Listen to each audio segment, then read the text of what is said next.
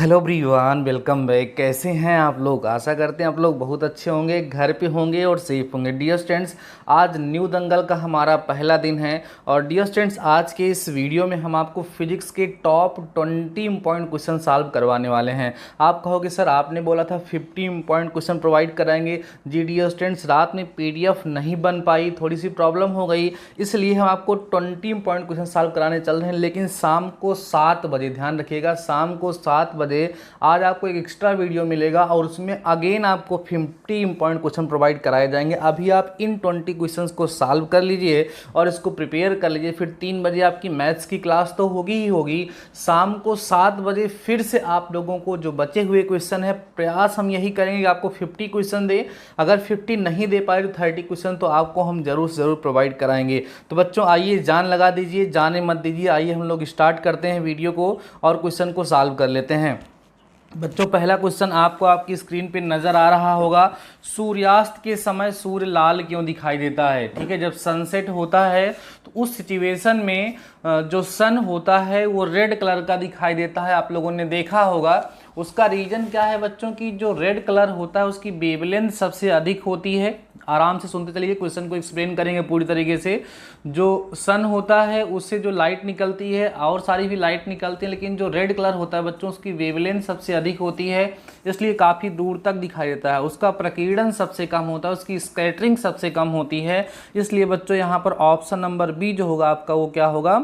Correct हो जाएगा। ठीक है, ऑप्शन नंबर बी माने प्रकीर्णन के कारण, स्कैटरिंग ऑफ लाइट।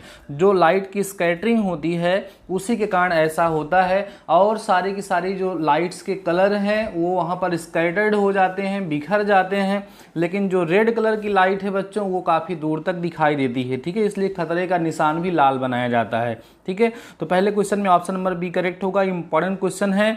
अगला क्वेश्चन हम लोग देखते हैं बच्चों।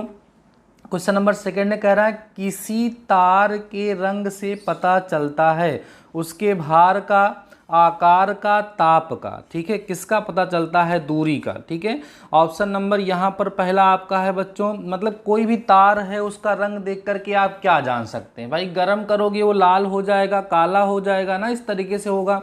तो भार का पता चलेगा नहीं, आकार का नहीं, ताप का यस सर, दूरी का नहीं। भाई किसी भी तार को जब आप गर्म करोगे तो क्या होगा? उसका रंग ही तो बदलेगा, उसका कलर ही तो चेंज होगा। इसका मतलब यह है कि उससे हम उसके ताप का पता लगा सकते हैं। तो ऑप्शन नंबर सी बच्चों यहाँ पर क्या होगा? करेक्ट होगा। टेम्परेचर वाला ऑप्शन जो होगा बच्चों वहाँ पे क्या हो जाएगा? करेक्ट हो जाएगा। ठीक है ना, चलिए बढ़ते हैं नेक्स्ट क्वेश्चन की तरफ। जो हमारा क्वेश्चन नंबर 3 है बच्चों, कह रहा है निम्नलिखित में से किस में उच्चतम ऊर्जा होती है, किस में मैक्सिमम एनर्जी होती है, पूछा जा रहा है। निम्न में से किस में मैक्सिमम एनर्जी होती है? नीला प्रकाश, ठीक है, जो ब्लू रंग का होगा, ग्रीन, रेड या येलो।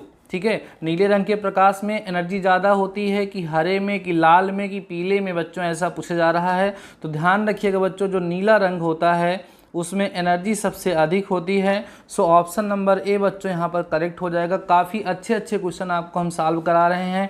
अगर आपको सारे क्वेश्चन बच्चों अच्छे लग रहे हैं तो वीडियो को लाइक करना बिल्कुल मत भूलिएगा और अपने दोस्तों को जरूर से ज़रूर यहाँ पर शेयर कर दीजिएगा। ठीक है, आइए बढ़ते हैं नेक्स्ट क्वेश्चन की तरफ। क्वेश्चन नंबर 4 है बच्चों, लिखा है सबसे कम तरंग दैर्ध्य वाला प्रकाश होता है। देखिए पूछा जा रहा है इसमें ऐसी कौन सी लाइट है जिसकी जो वेवलेंथ है, कौन सी कलर की लाइट इसकी वेवलेंथ सबसे कम होती है? मिनिमम वेवलेंथ किस लाइट का, किस कलर का होता है, ऐसा पूछा जा रहा है बच्चों।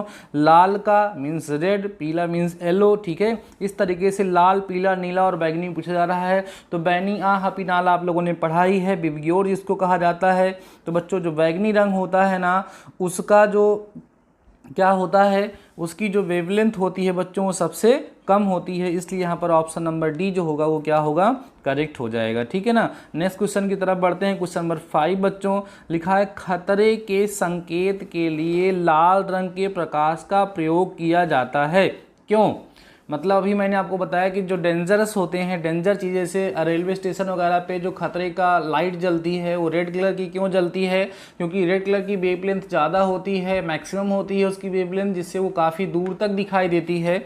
इसीलिए बच्चों जो खतरे का निशान होता है वो लाल रंग का, रेड कलर का बनाया जाता है। ऑप्शन दिया है इसका प्रकीर्णन सबसे कम होता है, यह आंखों के लिए आरामदायक है, इसका सबसे कम रासायनिक प्रभाव होता है, हवा द्वारा इसका अवशोषण कम होता है। तो बच्चों यहाँ पर साफ साफ दिख रहा है कि ऑप्शन नंबर ए आपका करेक्ट होगा। इसका प्रकीर्णन जो होता है बच्चों वो सबसे कम होता है। तो ऑप्शन नंबर ए यहाँ पर आपका क्या हो जाएगा, करेक्ट हो जाएगा। ठीक है, बढ़ते हैं नेक्स्ट क्वेश्चन की तरफ बच्चों, जो कि हमारा क्वेश्चन नंबर 6 है। कह रहा है निम्न में से किस रंग का सबसे लंबा तरंग दैर्ध्य, माने सबसे ज़्यादा वेवलेंथ किसकी होती है, हरा का, पीला का, नीला का और लाल का। ठीक है बच्चों, ये हमारा क्वेश्चन नंबर 6 है।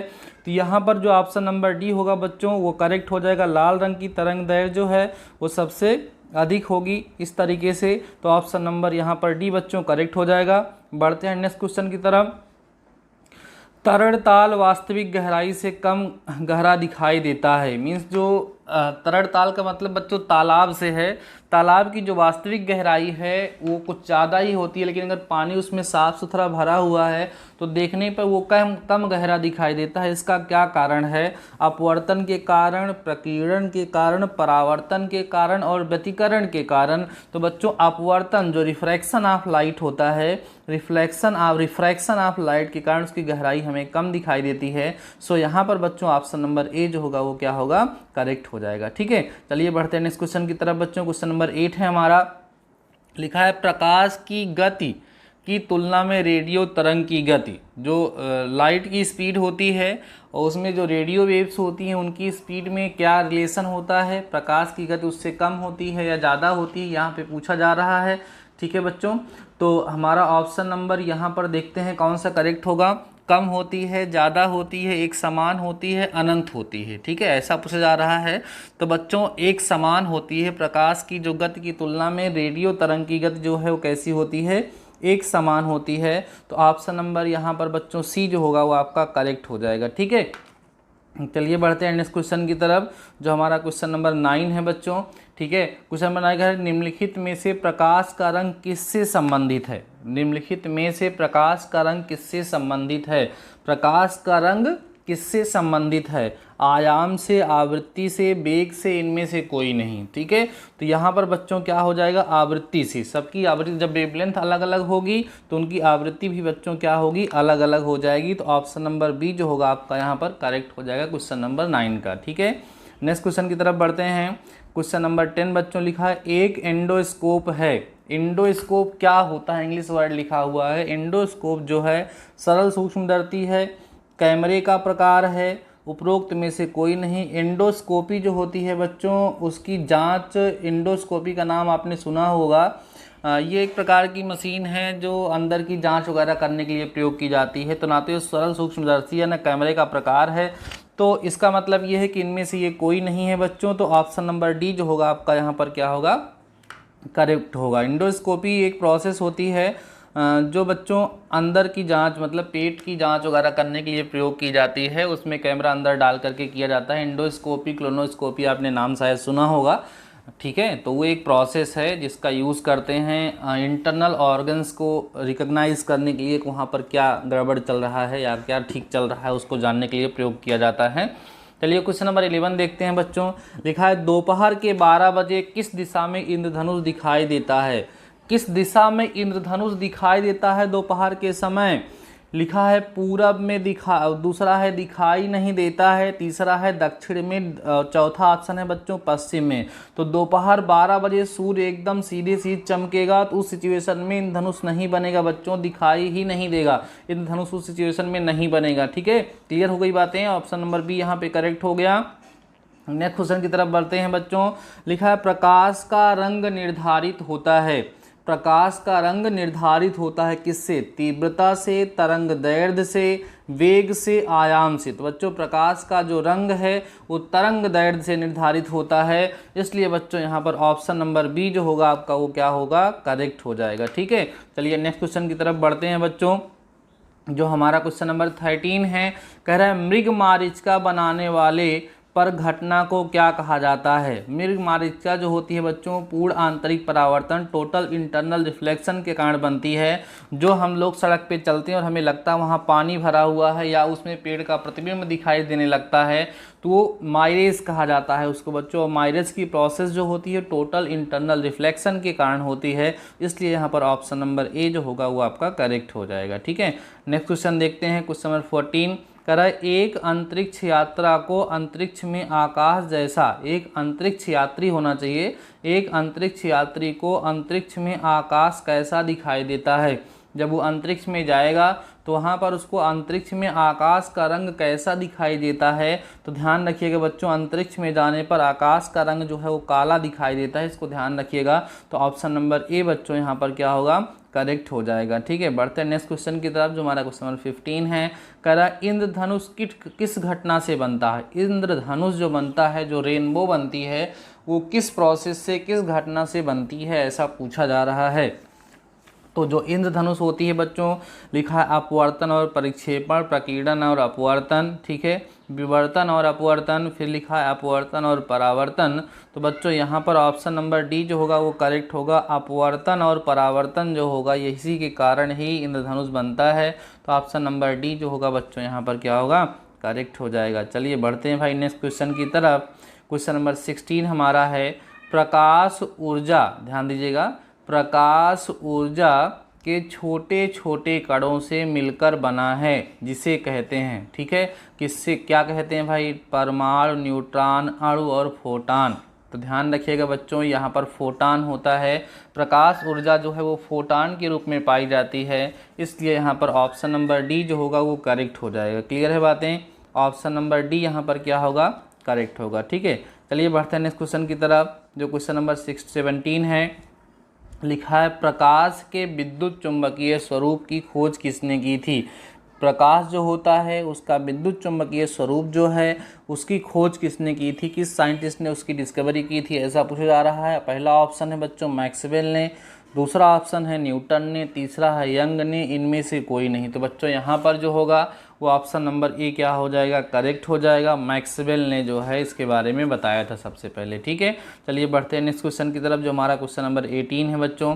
कह रहा है प्रकाश का, ध्यान दीजिएगा बच्चों, कह रहा है प्रकाश का विद्युत प्रभाव का प्रतिपादन, विद्युत प्रभाव, चुंबकीय प्रभाव जो होता है किसने किया था? किसने इसके बारे में बताया था? हेनरी ने, मैक्सवेल ने, आइंस्टीन ने, न्यूटन ने। तो यहाँ पर बच्चों ऑप्शन नंबर ए करेक्ट होगा। हेनरी ने बताया था। ऑप्शन नंबर ए क्या हो जाएगा? करेक्ट हो जाएगा। ठीक है, बढ़ते हैं नेक्स्ट क्वेश्चन की तरफ जो हमारा क्वेश्चन नंबर 19 है बच्चों। लिखा है प्रकाश विद्युत प्रभाव की व्याख्या किसने की थी? प्रकाश विद्युत प्रभाव की व्याख्या किसने की थी? मैक्सवेल ने, आइंस्टीन ने, न्यूटन ने, इनमें से कोई नहीं। वही क्वेश्चन एक प्रकार से अलग है ये। प्रकाश विद्युत प्रभाव की जो व्याख्या की थी मैक्सवेल ने नहीं की थी, न्यूटन ने नहीं की थी। इसकी व्याख्या जो की थी बच्चों आइंस्टीन ने की थी, इसलिए यहाँ पर हमारा ऑप्शन नंबर बी करेक्ट होगा। E बराबर mc² उन्होंने फार्मूला दिया था। ठीक है, क्वेश्चन नंबर 20 देखते हैं बच्चों। लिखा है एक काटा हुआ हीरा क्यों जगमगाता है? मतलब उसमें से रिफ्लेक्शन होता है और वो जो चमकदार क्यों दिखाई जाता है, डायमंड चमकदार क्यों दिखाई देता है, ये पूछा जा रहा है। लिखा है इसकी आणविक संरचना के कारण, प्रकाश के शोषण का, पूर्ण आंतरिक परावर्तन का, इनमें से कोई नहीं। तो बच्चों जो टोटल इंटरनल रिफ्लेक्शन होता है, पूर्ण आंतरिक परावर्तन होता है, उसी के कारण हीरा जगमगाता रहता है। ब्रिलियंसी का उसका मेन वही कारण होता है। उसको इस तरीके से तराशा जाता है कि उसमें से लाइट का टोटल इंटरनल रिफ्लेक्शन होता है, पूर्ण आंतरिक परावर्तन होता है, जिसके कारण वह हमेशा चमकता रहता है। उसकी ब्रिलियंसी का यही कारण होता है। तो डियर स्टूडेंट्स, आज के इस वीडियो के साथ मैंने आपको 20 क्वेश्चन सॉल्व कराए हैं जो काफ़ी अच्छे क्वेश्चन थे। मैंने आपको 50 क्वेश्चन सॉल्व कराने का वादा किया था, बट PDF न तैयार होने के कारण नहीं हो पाया। बट शाम को 7 बजे बचे हुए 30 क्वेश्चन या प्रयास करेंगे 50 क्वेश्चन आपको सॉल्व कराएंगे। ठीक है, बाकी 3 बजे आपकी मैथ्स की क्लास ज़रूर से ज़रूर होगी। तब तक के लिए शानदार रहिए और जान लगा दीजिए, जाने नहीं देते हैं, जाने नहीं देंगे। मिलते हैं नेक्स्ट वीडियो के साथ, तब तक अपना ख्याल रखिए।